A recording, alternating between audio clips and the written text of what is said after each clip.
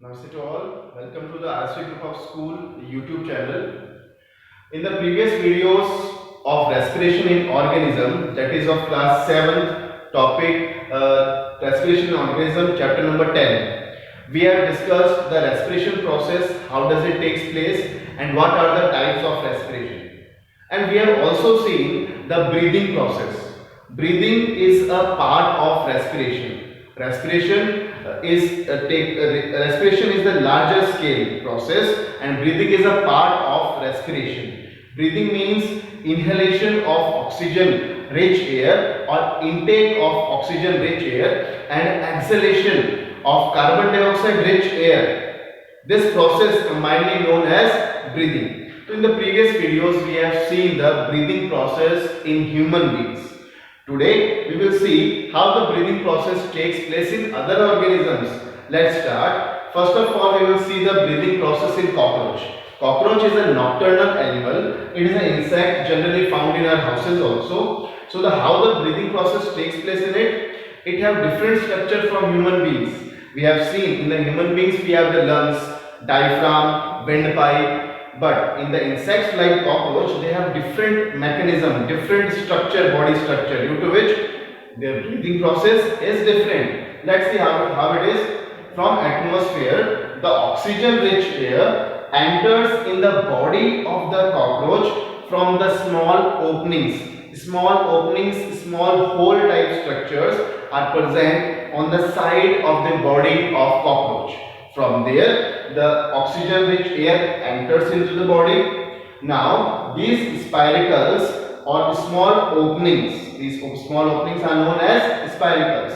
These spiracles open into the network-like structure, tube-like structures. These tube-like structures are forming network inside the bodies.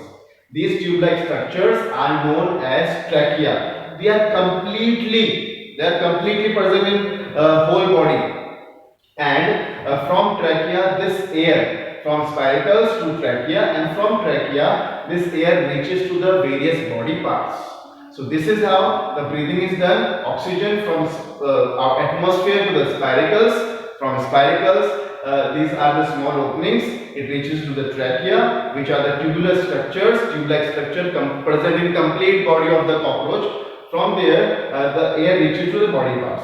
After breathing, when carbon dioxide is produced, again the carbon dioxide takes place the same pathway, but in the opposite direction. From the body parts, the carbon dioxide reaches to the trachea, from trachea to the spiracles, and then to the atmosphere. So this is how the breathing process takes place in cockroach. Let's see how the breathing process takes place in earthworm. You must have seen a small creepy organism, that is earthworm, in the rainy days. In the rainy days, under the moist soil, it is present. It is also known as farmer's friend, because the manure produced by it makes the soil fluffy, due to which the oxygen can easily and water can easily reach into the soil. So these organisms, basically earthworm, how do they breathe? So they do not have any lungs, they do not have any spiracles or trachea. They just have their moist skin. Have you observed the skin of the earthworm? It is very sticky and very moist due to the secretion of a liquid-like structure that is known as mucus. Because of this, their skin is very moist. So moist skin help the earthworm to absorb the gases very easily. So from this skin only the earthworm breathe. Oxygen is taken inside the body and carbon dioxide is released outside the body with this moist skin only. So this is how the breathing process takes place in the earthworm. One more organism we will see, that is frog. You all are familiar with the frog. You all have seen the frog. It is the animal which can live in the water also and on land also. So its breathing process is different from earthworm as well as from the cockroach. It has lungs like humans have. Yes students, it has lungs like human have, and it's also breathe with the help of its skin. When frog is present under the water, When frog is present under the water, it is difficult to breathe with the help of lungs. It cannot breathe with the lungs under the water. So when it is present inside the water, it uses its skin. Again, that mucus layer similar to the layer. Again, the mucus layer is present in the frog also. Moist skin is present in the frog, from which it is moist due to secretion of mucus, similar to the earthworm.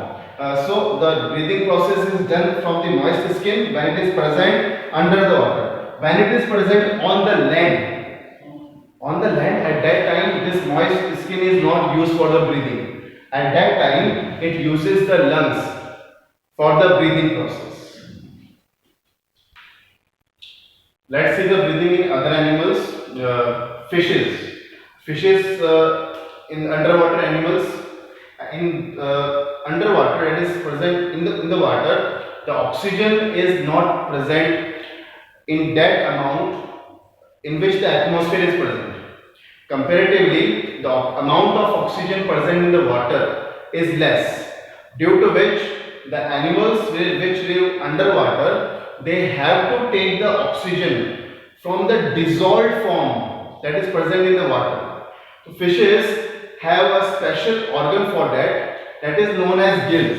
This is the basic structure of fish, and gills are the special organs which have an ability that can take the oxygen from the dissolved form of water. So when basically oxygen is dissolved in the water, the gills can take the oxygen from that dissolved form, and gills have a huge supply of blood. The blood comes to the gills, take the oxygen, and then blood circulate all the oxygen to complete body. So this is how the breathing process takes place in the fishes. The carbon dioxide produced again transported by the blood to the gills, and from the gills the carbon dioxide is also thrown out into the water. So this is how the breathing process takes place in the fishes. Let's see how the breathing process takes place in the plants. So plants have main two parts. One is that is present under the ground, that is root system, and one is present above the ground, that is shoot system. So in the shoot system, on the stems, basically the leaf part, that is the aerial part of the plant, aerial part of the plants have aerial parts of the plant, especially the leaves, have a structure known as stomata. These are tiny pores-like structure which are present on the surface of the leaves. You cannot observe the stomata by the naked eyes. We need a microscope to observe the stomata. These are very tiny pores. What is their main function? Their main function is the intake of carbon dioxide and exhale of CO2. As you all know, during the process of photosynthesis, the exchange of gases is done by them only. So the carbon dioxide and oxygen are exchanged by these stomata structures which are present on the surface of the leaves. Similarly, the underground part of the plant, that is the root system. In the root systems, how the breathing is done? The breathing, they also require energy. So how they will get the oxygen to fulfill the demand of energy? So basically, if you closely observe the structure of the plant, the underground part of the plant, the soil particles have large spaces between them. The soil particles have large spaces between them. In between them, there is oxygen, there is air present.